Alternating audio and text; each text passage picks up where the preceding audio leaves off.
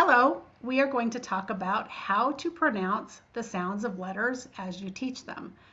It's important to pronounce each letter sound correctly because our students, especially with dyslexia, whether they're children or adults, spell phonetically. In other words, they spell the sounds that they hear, and you've probably seen this as you've watched them spell.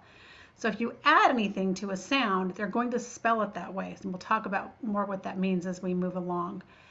Letters are divided into a few categories. One of the categories is some of them are voiced or vibrating sounds, and you can feel this if you put your fingers or just your hand gently on your neck. When you speak some of these sounds, you'll feel the vibration in your vocal cords. Those are voiced sounds. Then we have quiet or unvoiced sounds that are just air that comes out of your mouth. So it's important to know which one those are and not add a voiced sound to what is supposed to be a quiet sound. And we'll talk about those in each lesson as we teach you the sounds.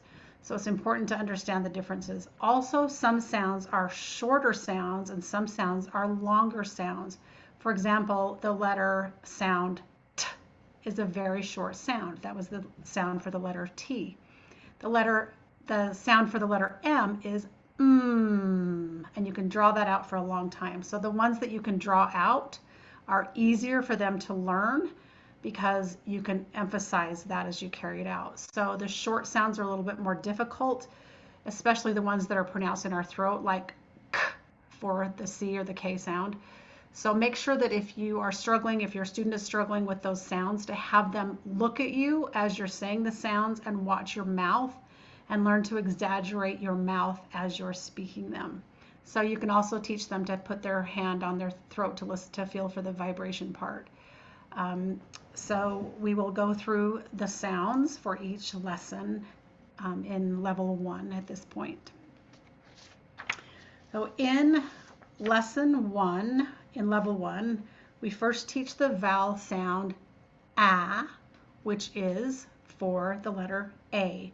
And we teach the keyword apple. So when you teach the vowel sound A, they will know that that comes in the keyword apple.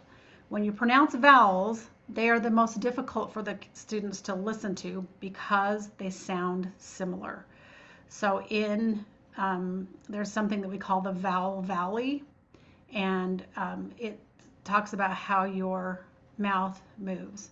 So it's open, and then it kind of closes, and then it opens again. I'll show you. A, I, A. So you can show your students that as well as you're teaching these. So we learn A, apple. Open your mouth big when you say A. And when I tutor my students, I will just put fingers to my chin when I want them to look at me or it's my turn to talk, and then I will just kind of point to them so that they know it's their turn. Then we have the letter S.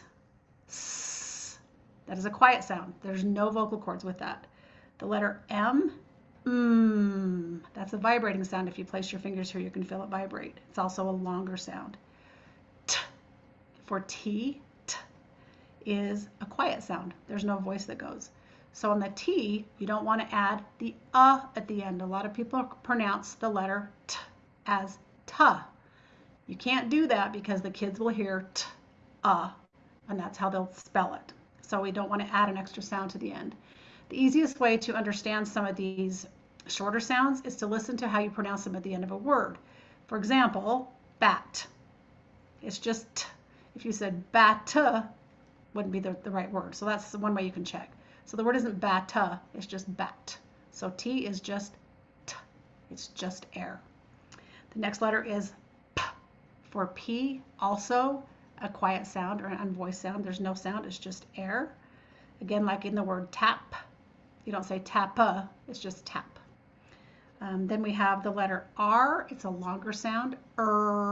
It's voiced, you can hear it here. And then we have N, which is N. It's a longer sound. Again, remember not to add an to the end of these sounds. Like it's not P or R or N, it's just P. N. Okay, that's the letters for level 1, lesson 1.